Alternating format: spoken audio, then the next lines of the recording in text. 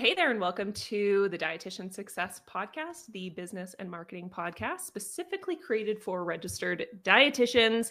If you are new here, I am your host, Krista Kolajesic. I'm the founder of Dietitian Success Center. DSC is the practice and resource library specifically designed for registered dietitians. If you're curious about us and want to join our free dietitian community, which is absolutely such an amazing space to be, head on over to dietitiansuccesscenter.com and you can join our free starter kit on that home page. As you know, I record these episodes live in the community on Tuesdays, and then we post them to our podcasting platforms on Thursdays. So if you are joining us live, please make sure and keep your camera off and your microphone off as well. And then if you do have any questions for me or for Jessica, you can post them in the chat. We'll monitor the chat as we go through. And then if there's time at the end, we'll do a little Q&A. So I'm going to read off Jessica's bio, and then we are going to get into this episode. Jessica Jones is the CEO and co-founder of Diabetes Digital, which is a telehealth platform offering virtual nutrition counseling for diabetes and prediabetes, covered by insurance and available in 29 states. As CEO, Jessica leads a team of 8 dietitians delivering over 6,000 counseling sessions annually to hundreds of patients, which is absolutely wild. I'm so excited to ask you about that. She's a nationally recognized dietitian, diabetes educator, and wellness expert. So beyond Diabetes Digital, you may also recognize Jessica as being the co-founder of Food Heaven, which is a media company with over 250,000 followers online. And they are really focused on the intersection of wellness and social justice. And they also have their podcast, the Food Heaven podcast, which has garnered over 5 million downloads. So I'm so excited to talk about your extensive business journey today. Jessica, welcome to the podcast. Thank you so much for having me. I'm very excited to be here. So I want to know a little bit more about your dietitian backstory. So walk me through kind of high level. What was your journey like? Well, my first career was in journalism, and I graduated from journalism school around like a while ago, like 2006, I think it was. And that was the time, it sounds so long ago, but that was the time when like the blogs were just starting and I was like, oh, this is going downhill really fast. I could just see the future and like journalism not being a sustainable career. And also I got really stressed because I was working as an assistant editor for the American Lawyer magazine.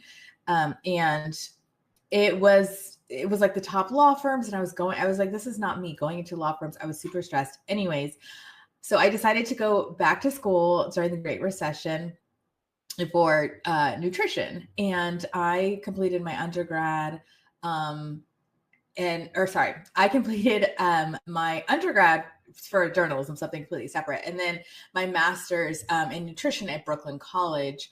And then I did my dietetic internship also in New York City at Brooklyn College. And I decided that I wanted to become a dietitian just because I felt like it would be a way to help people more directly with, their health and make a positive impact on people's lives. And also I knew that I wanted to have my own business or private practice. Like, I didn't know what it would look like, but I knew that that would be a career where I could eventually work for myself. So it was super important to me. But I worked many different places. So as a clinical dietitian in New York, my first job was at Kings County Hospital, which was a level 1 trauma center. I worked at Eastmont Wellness, which was an outpatient FQHC, so federally qualified health center. I always forget what it stands for, but I worked for that. And, I did a lot of outpatient counseling in many different types of clinics, like primary care, specialty, pediatric. And then I worked as well at UCSF in outpatient. And then I became a CDCES in 2017. And that was just because I felt like there were a lot of patients who I was working with who had diabetes and prediabetes, and I wanted to be able to have more information, honestly, to help them. And also I had like a very strong family history of diabetes in my family and pre-diabetes too. But yeah, and then like kind of during all this, I will say me and my one of my best friends, we founded Food Heaven, which was honestly just a creative outlet at the time. We started in like while we were in school in like 2011-ish. And we were producing content, recipes. We hosted our podcast. We started that a long time ago. And then from there, we founded Diabetes Digital. So I know that's a lot. I don't know if you have follow-ups from there. Yeah, that's amazing. Thanks so much for going through that. So at what point did you, or I guess how long did it take you to make your business a full-time thing? Like, I assume you were doing it at the same time as working your full-time job for a little bit. Yes. So Okay. do you mean for Food Heaven? Yeah. Okay. So how long into, because I think Food Heaven came first and Food then Heaven came Diabetes first, Digital. yeah. Okay, cool. So yeah, let's say Food Heaven. Okay, I'll start there and then I could talk a Sure. little bit about Diabetes Digital and Yeah, also my perfect. audio. I know sounds so much better. Sorry, I just turned my mic around That's for okay. those No who are worries. like, I what do that happened? all the time. Yeah, I was like, wait, this sounds off. Yeah. So okay, Food Heaven, we went into it, like I said, just as a creative outlet. For fun. We had no idea that people could make money online, like truly. And so that we did for a long time before making any money. I would say we started in 2011 and maybe we started making actually, no, did we start in 2009? Yeah, I think we actually started in 2009. And I think we started making tiny bit of money in 2013, 14 maybe. And that was like we created shirts that said like kale collards, kale something collards charred. It's just like a list. And we we like sold the shirts online and we're like, oh my gosh, somebody bought a shirt. And so I was like literally, shipping them out like one by one from home, and going to the post office. And they would be really irritated with me because I'd have like this whole big old thing of shirts. So we did that. Then we did like downloadable things online that we would sell as well. And so that's kind of how it started. And then from there, we had our first brand partnership, where a brand asked us to do like blog posts. And I had no idea what to charge. I thought we were like, getting over on the brand by charging them. I think it was like $200 a post. I was like, oh my God, this is amazing. And that's kind of where it started. And then it just honestly organically grew from there, where we just started getting more and more opportunities, work. Very cool. How did you guys, because that's a pretty significant period of time where you weren't making any money from this, but you were Yeah. just still doing it in your free time. How did you guys stay consistent with that? That is a great question. And I wonder myself, like, I really don't know I think you have to just like what you're doing. I think I just enjoyed it because, again, during that time, the internet was a little bit newer, like Instagram. I feel like we started this before Instagram was even like a thing. I don't know. It was around the same time. So it wasn't a career move. It was just like, oh, this is fun. Me and Wendy also worked at farmers markets, doing nutrition education. We were friends before, but we like had fun doing that. We had good chemistry. And we also loved getting the feedback from participants who would come to our workshops every week, because we did, like cooking demos, nutrition workshops. And they would be like, oh, this really improved my health. Like I'm eating, more fruits and vegetables and my cholesterol went down or my hypertension. So I think it was just like wanting to help the community, and that was a drive, and then just a creative aspect. But yeah, I don't really know, because if if I was giving someone advice now, I don't know that I would say do something for, years and years and hours upon hours and never get paid, unless it was something you truly enjoyed doing. But I think nowadays people don't really, they do things maybe because they like it, and also because they want to do it as a career. Yeah. I think now too, it's probably a little bit easier to see what the possibility is. Whereas back when you were doing this, like the idea of a monetized blog or I like know. making passive income online was not really a thing.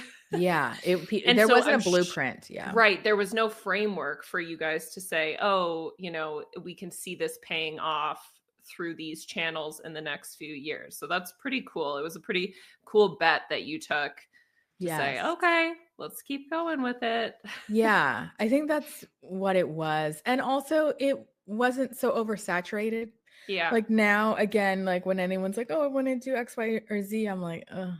And Yeah. not to be that, because No, for sure. we had a podcast episode. This was actually years ago when it was oversaturated still. I feel like this was maybe 2019. And people asked like, "Oh, I want to do this and that and a podcast and a platform." And I was just like, "Ugh, I don't know if I would." And people were in the comments like, "You're so negative about it." But I'm just saying, not to say I have not been grateful for what happened with us, but I also feel like it's an element of hard work meets like early adopter meets having a unique angle. All the things kind Yeah. of came together at the right time, meets the right Yeah. time, but also, yeah, like doing it for, not to say people should do it for so long without like any plan, but that was like, it was so random for us. So I'm Yeah. not sure if Well, that's helpful.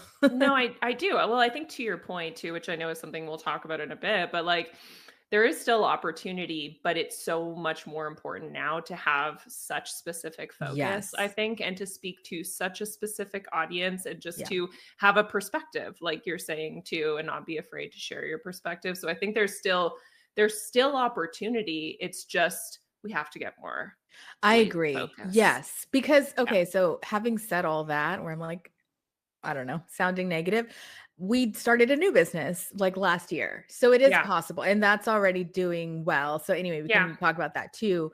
But that is a more specific business. Even though Food Heaven, we obviously have like a point of view and always have, and it's always been wellness meets social justice, even before it was like more of a popular topic. And because it's just like our values. And so we're able to take all of that and all of our values and all of our clinical experience, like as dietitians. I mean, Wendy was still working as a dietitian in like a clinic up until last year, like even Oh, while we wow. had our business going. Yeah. So For me, cool. it wasn't, well, I had a private practice, I would say, until like the year before last. So we had always, been clinically kind of working, and we're able to take like all the marketing knowledge from Food Heaven, all of the clinical knowledge from just working at so many different places, um, and our point of view and background as dietitians, and like put that in a new company. And I could not be more happy with like Mm. how like things have just pivoted and worked out. So cool. Okay, so what were all of the revenue streams that you guys had for Food Heaven, just for people to kind of get an understanding of like Yes. what does that look like as a media company? So what were the revenue streams you had for that business? And then I want to talk about diabetes digital coming Yeah. on the scene and what that looks like. Yeah, for sure. Because I think, especially back in the day, people didn't know, like you said, you could make money offline, and neither Yeah. did we until we started. And then I feel like there was like a few years where still people didn't know, but like we really knew, like, oh, this is a real business. Like you can make money like doing content and like podcasting and media stuff. So the revenue streams were, I would say, the podcast, because we ended up signing with Dear Media, the podcast Oh, cool. network. Yeah. Yeah, we were early with them. Like we were one of their, I don't know, first maybe 20 podcasts that they had. And we would go to LA and we'd record our podcast episode. And they really helped us like monetize the pod. Not to say it was like a ton of money. Maybe how much would we make in a year? I don't know. Maybe it was like 70K. So it's not a ton Mhm. from that for two people. And Yeah. also that's after Dear Media took their cut. I can't remember exactly. Maybe it was 70-ish, 80. Um And that in our, like I said, we did have a good amount of downloads. So if it was like one person having a podcast, that Yeah. could be your salary, Sure. right? Yeah. Totally. Yeah. But for us, we just had so many expenses and like, again, going to LA from like Northern California, Wendy from New York to film, it just like canceled itself out, honestly. So there was that, but that's not where we made the most of our money. I would say the most would be creating content online, like on Instagram. Again, it started as blog posts, but then it would turn into a lot of recipe development. So we did make good money with that. I would say per post, like our average was like 5 figures per post Nice. that we would Wow. make. Yeah. Amazing. And also we would make money speaking. And that was great because like we love speaking, especially because we could talk about things that were important to us, like again, wellness meets social justice, culture, body respect, all those things, and still be able to talk about that, make money. So we would do a lot of different speaking things. We would speak at, maybe today's dietitian conference. Not to say that those are ones where you'd make a lot of money. You make Yeah. more money with brands, obviously, but those were Sure. all, it was all enjoyable.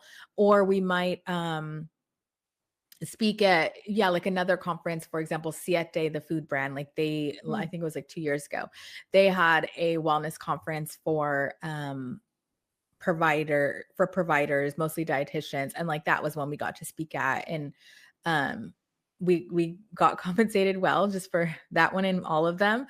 So that was another area. And then I would say those were the two main things. We've tried so many different things, honestly, like courses. We did make money, but not enough for the effort, I would say. Hmm. Yeah. Like definitely not ever more than $30,000. So like courses, we tried like downloadable not handouts, but like, just Yeah. guides for people. We had like a accountability program. This was years ago. I don't know that I would call it that now, but where it was just like people who were working on their health and wellness, and they just wanted to kind of meet together, and we had a different topic we would focus on. So maybe it would be like hydration or physical activity.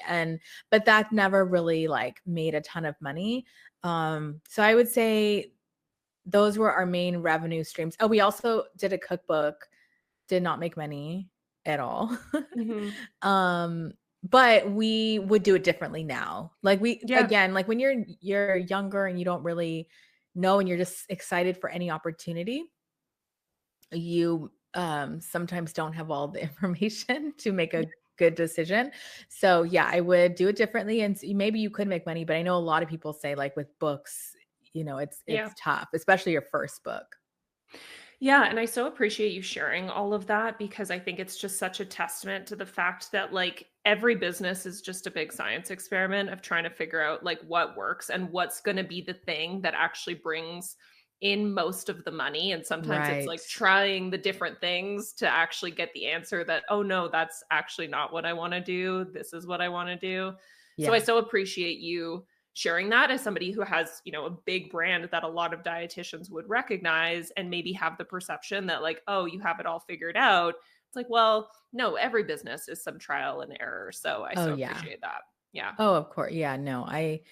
I think it's hard for dietitians because I don't know now. I think it's better, but at least at Yeah. that time, it's like nobody was saying anything. No, It's like, especially for dietitians. yeah, it's like, are we Yeah. making money, guys? Like, how much Yeah. money are you making? How do you Yeah. decide what to charge? How do you like, Yeah. so that's why I try to be super transparent with, that. So if anyone ever like, had questions, like everyone knows they can like DM me.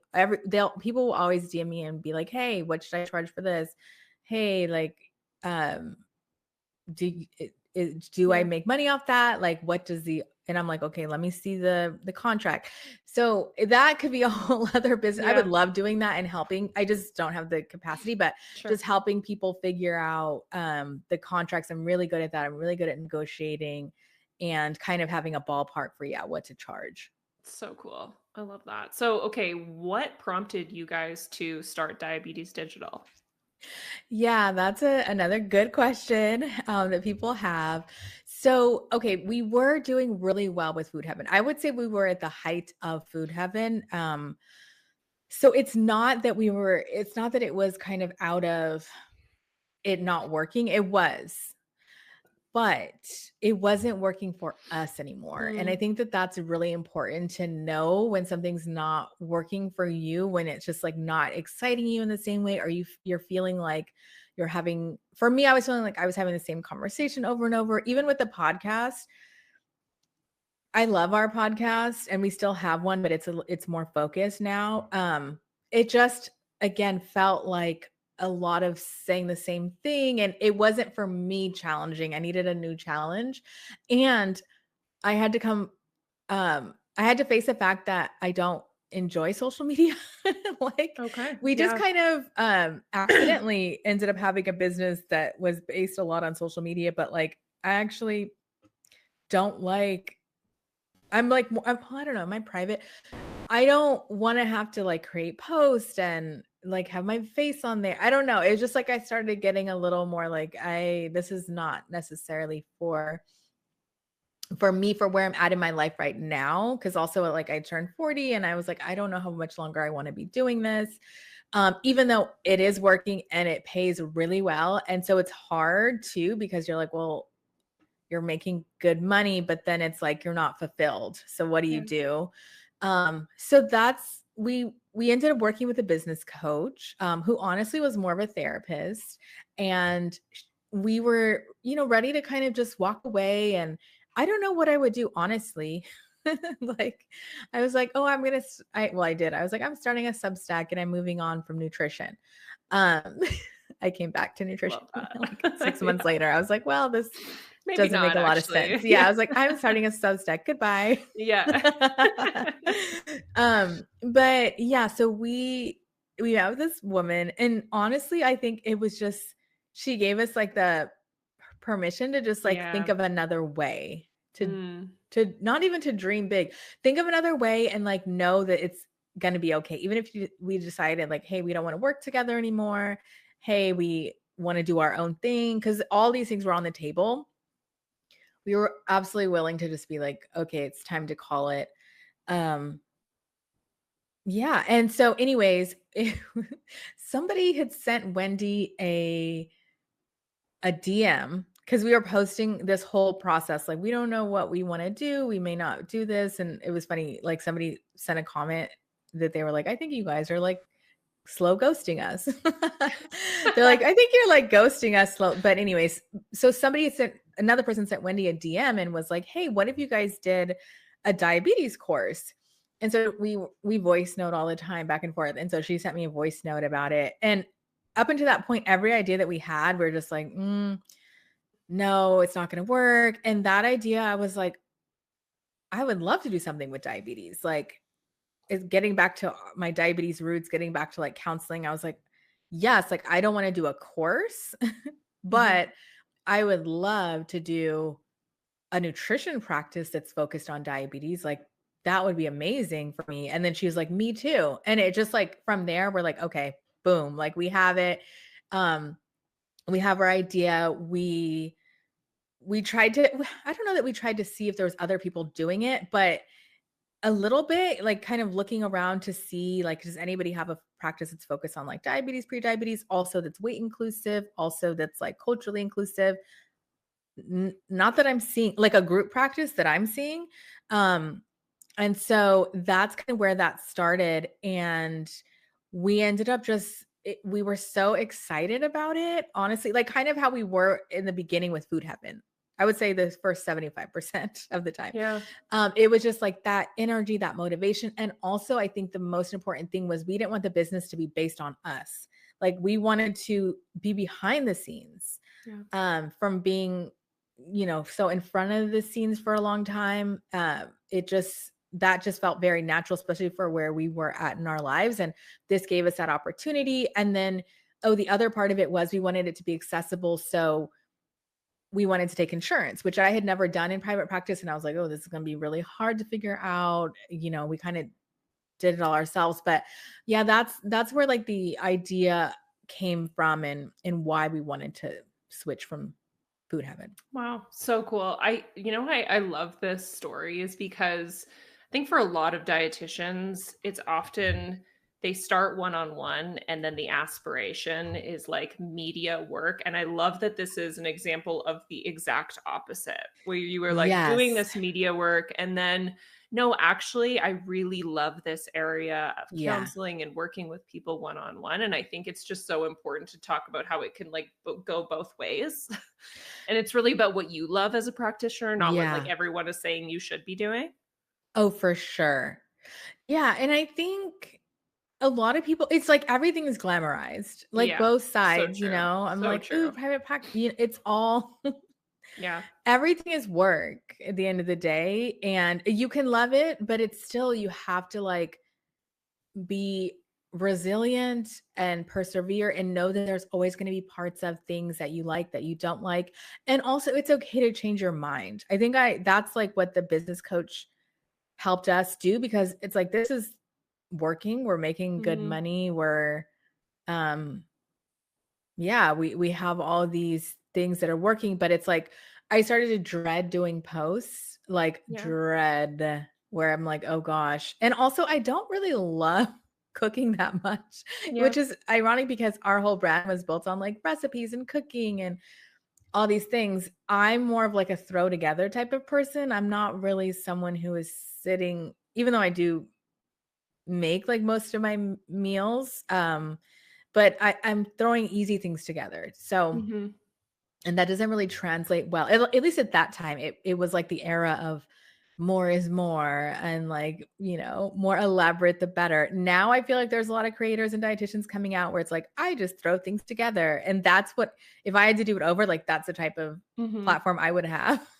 Yeah. Because Wendy is more of a cooker. Like she loves cooking. And I'm more of like, Yeah. I just want a piece of toast with peanut butter, Yeah. Like right now, my Totally. breakfast is like cereal with blueberries. Yeah, totally. I love that. Yeah. Um, so tell me about some of the pros and cons of running an insurance-based practice. Okay. Where do we begin? Yeah. Like Esther Perel, where should we Yeah. begin? So the pros are, okay, I'll start with the pros. It's accessible to people. People want to Mhm. use their insurance benefits. And I personally am the one, at least right now, who calls patients to tell them their benefits. And they are like, yesterday I called someone and I was like, hey, so, you filled out our form. Good news, you're covered for counseling. Like you have X amount of visits in a calendar year. And she was like, shut the front door. Aw. We were both laughing. That's I was like, I adorable. thought I was the only one who said that. But it's just so rewarding to talk to the patients and have them be so excited because they have no idea. How people don't even know that a dietitian exists, let alone that your insurance might cover it. Are you kidding? So I think that like makes my day. Yeah, just hearing those stories. And so that's a pro. Another pro is just getting to work with a team. So we Mm. have built up in the last year a team of 10 dietitians who are part of our group practice, and they're all incredible. And we only hire people who we would want to see. That's like my barometer, is like, would I want to work with Yeah. you? If it's a yes, and obviously all the other things check out, like you're good to Yeah. go. So everyone is someone I would want to work with. And I say like, that's the only downside of having this business is like, dang, I can't work with any of these people. Like I want them to be my Mm. dietitian. Um, so that, and I think one thing that dietitians struggle with, because I've worked in so many different settings, is like we're the only one often in a clinical setting. And nobody knows what you do. Nobody helps you. Nobody is helping you grow. Like when I worked in clinical settings, I had to have someone who was giving me outside, like my boss paid for like outside supervision from other providers who are more senior, but it's like most people don't have a job who will do that. And so for us, we have case conferences. And I love doing that. Like we do case conferences, we do supervision with the dietitians, we do a lot of trainings. Like last week and the week before, I did like a 2-part MI training, motivational interviewing. And it's just fun to work now in that way, more mentorship, like sharing what I've learned over the last, I don't even know how many years as a dietitian, with a fun team. So that's a pro.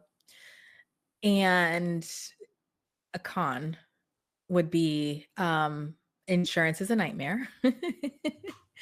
So we, like Wendy and I, just kind of learned everything on our own. I would definitely recommend like paying people to give you consults.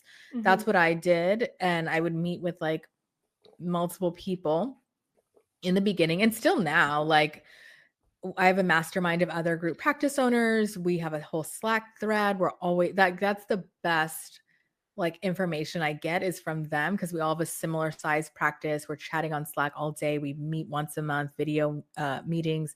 So find that if people who are kind of your peers.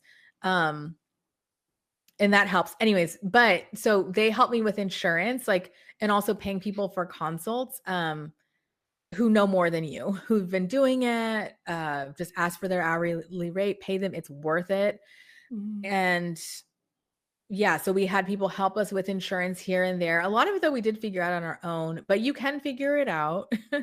Mm-hmm. It is a bit of a nightmare. I would say also, what is a con? Um, the rates are not good for a lot of insurance companies, Yeah. especially it's shocking because like where we're based, it's like higher cost of living. And our company is based in California as well as Wendy's in New York, and the rates are really poor. Mm-hmm. So it's like very small margins, honestly. And we really are trying to fight to get the rates up. But yeah, some of them pay so low. And I also think it's shady that we can't like talk about what the rates are. I don't think Yeah. that that's right. I think it's just a way to keep people with bad rates. Because and I do think dietitians are very like, the word that I used growing up is like scary. I know it doesn't make sense, but just we follow the rules. And Mm-hmm. so anytime I even see in the groups where people are like any uh where they're mentioning anything that could possibly be sharing even a range, everyone's like, you can't share this. I don't know if they call it Mm-hmm. antitrust or whatever. It just is really intense and it holds us back. And I don't know what we can do to get our rates better, but it doesn't make any sense for like where our business is based.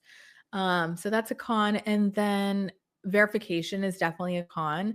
We do all the insurance verification ourselves because now we have a whole team, like an admin team, our dietitian team. And so it takes hours a day to verify because now as we grow, like we might have 5 people who inquire a day. And so you have to like verify all of those people's benefits. Some practices have the patient do it themselves. We just would rather do it and know what's going on.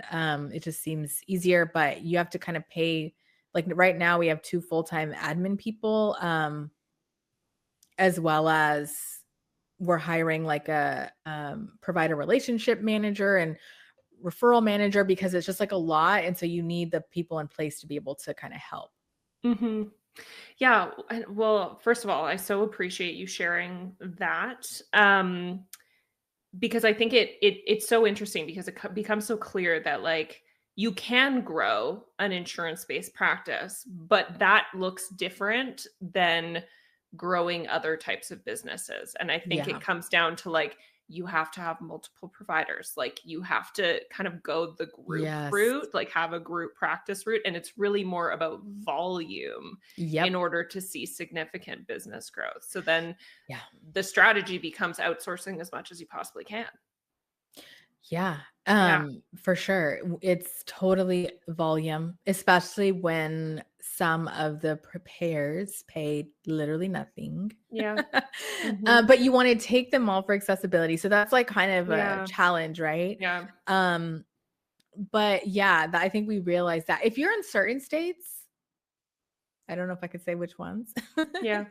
but like Oregon, for example, I believe they pay a lot better. And Mm. so you don't have to have as high of a volume, but states like California, where also like everyone who works for us is an employee. Mm. Um, especially everyone who works for us full time Mm-hmm. and all the dietitians. So we have to, use California because that's where we're based, is like our barometer for employment and taxes and all of that. So it's just really expensive. So for us, like even at 10 dietitians, and everybody sees about 20 to 25 patients a week. Okay. We are just starting to be able to like pay ourselves, and it's low, and then we're going to like, move up. So I think really to have like a business that has like a decent profit, at least for us, because there's 2 of us as owners and we have a lot of admin staff at this point. And now we promoted a dietitian to like a clinical manager, and then we promoted another one to an outreach manager. And like I said, we have another dietitian who's going to come on, half dietitian and half is a provider relationship manager. So the margins are really thin when you consider all of that. We have a technology coordinator, all these different things. But I think for us, like at 20 dietitians, we'll be able to pay ourselves. At 10, we're starting slowly to pay ourselves. But at 20, I think we'll have like, a normal salary.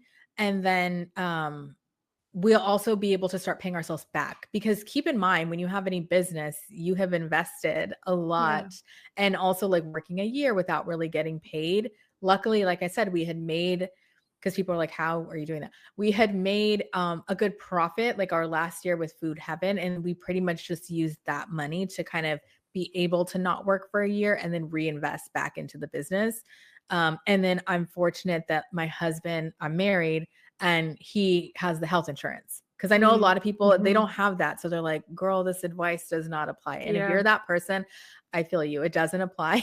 But think about if there's anything that you can, any workarounds for you, or any way that you could reduce expenses to make it work, or work. I would say like work half time doing your business and half time at a job. Cause like I said, even Wendy, she wasn't married at the time. So she didn't have health insurance. So that's why she had a job up until literally like last year. I mean, I feel like the end of last year, 2024, to get the health benefits and also have a little bit of a stable income. So you can try to make it work with different scenarios.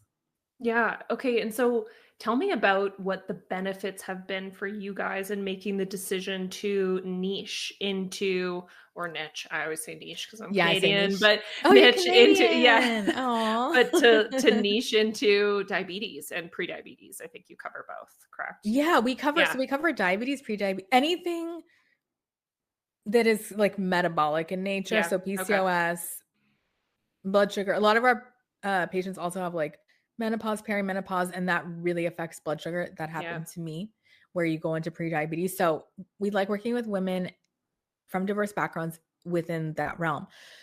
So what made us decide to niche down was, I had done private practice before for years, and I did have a niche more so in like kind of similar, honestly, like disordered eating meets like chronic disease management.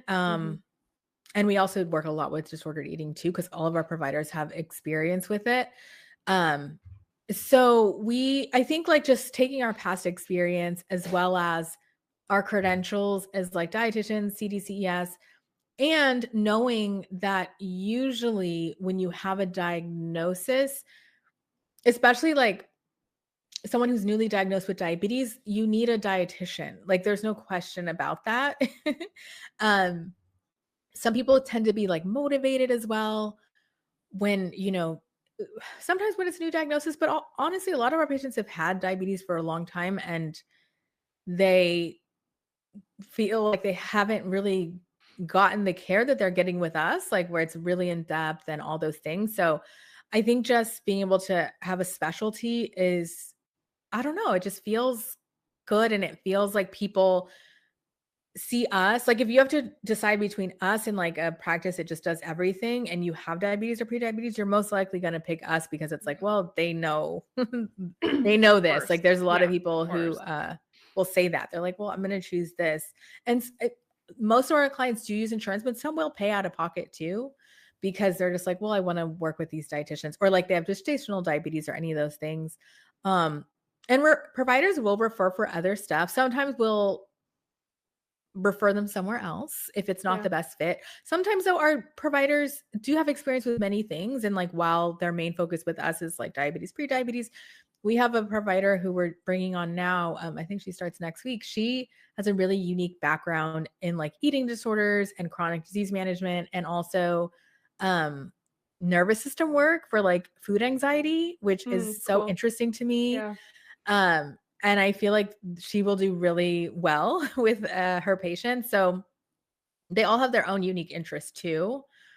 But yeah, I don't know if that answers your question. Yeah, 100% it does. And I think there's so much value too. And like, I think to myself, and I was thinking this yesterday, like my mom was talking about somebody who she knew who had been diagnosed with cancer. And she's like, do you know of any oncology dietitians? And I think that's really the value in carving out a space for you, is I would think of the one oncology dietitian that I know of, right?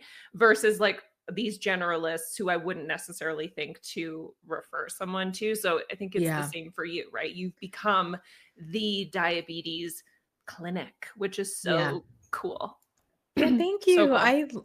I'm honestly like so happy with how things have turned out, and like just the growth too, and that it's organic, and I don't know, it's just amazing. And also that it's like clinician run. That's really important to me. Cool. Yeah. Yeah. I'm just like all the venture bro businesses, I'm just like, I can't even, not to be a hater, but I don't know. It just rubs me the wrong way.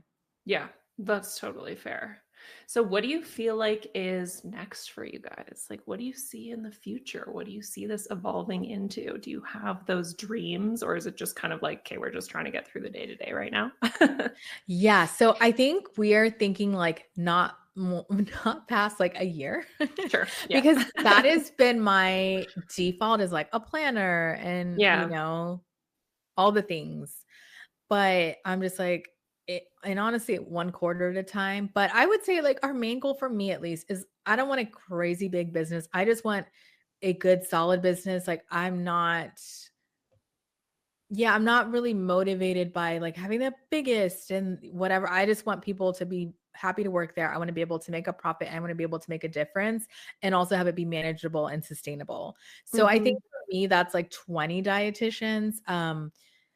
So maybe within the next like year or two, kind of growing to that, because that's going to make us, like I said, be able to pay ourselves back, like be able to pay ourselves a real salary, have a profit, and also be able to reinvest more back into the business. So I think 20, and then honestly getting better contracts, because then you don't need as many dietitians. So we have to figure that out. I might be moving to Oregon. I don't know. We'll see. Second residence. But yeah, that's kind of as far as we thought. Would it be great to do other stuff? Yes, but I'm also like recovering from burnout and overachieving. And so I'm perfectly happy if it's just like we get to 20 and that is what it is, and we just like have a good time. This year we're doing our first trip. That was something that was really important to us, to like reinvest that money back into like the dietitians and the company. So we will be going to Palm Springs with the dietitians, and we rented out, actually, it's really cute, like this motel that's like painted all pink, and there's like a pool and a tiki bar. And so we're just gonna hopefully have a good time and do that like at least once a year. And also I think it's good to help the dietitians like just develop their skill set. So, you know, of course we would love them to stay, but when they end up moving on, that they will be like really well-rounded, great providers, because we provide a lot of like continuing education as well as supervision, and we review the charts and we give them a lot of feedback and counseling skills and all that. So they'll be able to hopefully take that with them wherever they go. Yeah.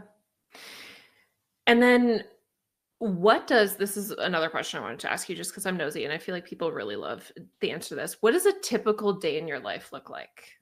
right now? Oh, I could pull up my Google Calendar. So a typical day would be, um, get on Slack, because I'm like right now on Slack, there's like 71 unread messages. Mhm. It's 9:49 a.m. Um, I see it at the corner of my eye. I'm like, oh gosh, what's going on? But I love it, honestly. So getting on Yeah. Slack maybe for like 10 minutes, looking at messages, responding to people.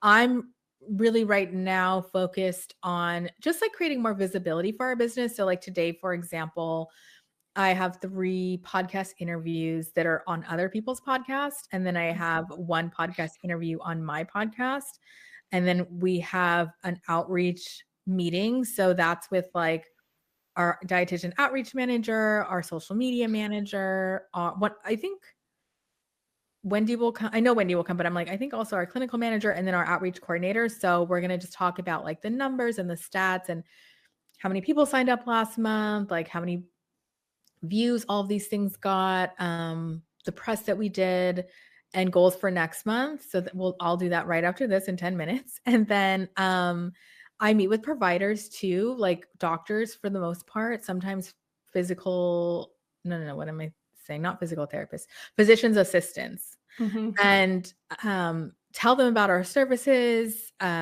So today I have like 1 or 2 meetings like that. And a lot of it too is like figuring things out. So we have a lot of technology systems because now I think we have like 700 patients and it's like they're always like hitting us up or Mhm. issues or this or that. And so it's like, how can we make the most efficient systems as possible? And I feel that that is one of my strengths is just figuring stuff out. So we're kind of navigating to this CRM, which is client relationship management Mhm. software called HubSpot, which many Mm. people may know. Mhm. And Yeah. so it's just like figuring that out, all the things we need to do. But yeah, that would be today. And then Mondays and Thursdays is more internal team meetings. So like our leadership meeting, our admin meeting, our technology meeting, our dietitian meeting, like more of a clinical like case conference meeting with the dietitians. I feel like there's more that I'm forgetting, but yeah, that's a typical day. Yeah. So cool. Okay, thank you so much for being so generous with your information that you've Oh my shared today. It was gosh, of so amazing to course. chat with you. Where can the audience find out more about your work and support you? Well, if you are a dietitian listening and you have any patients who are interested in working with us, or even you, Mhm. we are diabetesdigital.co. And so, yeah, you can fill out our form. We take most insurance. Also, we have our podcast. Even if you want to learn more as a dietitian, it is now the Diabetes Digital podcast presented by Food Heaven. So that is on all podcast platforms. We only release that twice a month now, like every other week, after doing weekly for years and years and years, actually a decade. So that's less frequent, but it's still like we try to make the episodes really good. And and if you are a dietitian and you're looking to work in a practice, definitely hit us up. We're always like kind of rolling hiring. And I do think it is a good place to work. So you can go to our website. I think it's diabetesdigital.co/careers. And there's all the information if you want to apply. I don't know if we're actively hiring like today, but we will be. So there's Mhm. that too. That's awesome. Okay, we will make sure and include all of those links in the description of this episode. It was so good to talk to you. I'm so inspired by your journey. Thank you so much Thank for sharing. And you. it was so good to meet you too, Jessica. We haven't had a chance to meet thus far, so I'm so I glad we got to know. chat. It was so good. You're a great Yeah. interviewer. Oh, thank Makes you. sense you're Canadian. I love Love that. love the Canadians. Love And that. yeah, thank you so much. This was really fun. Awesome. Okay, thanks, Jessica. Thank you.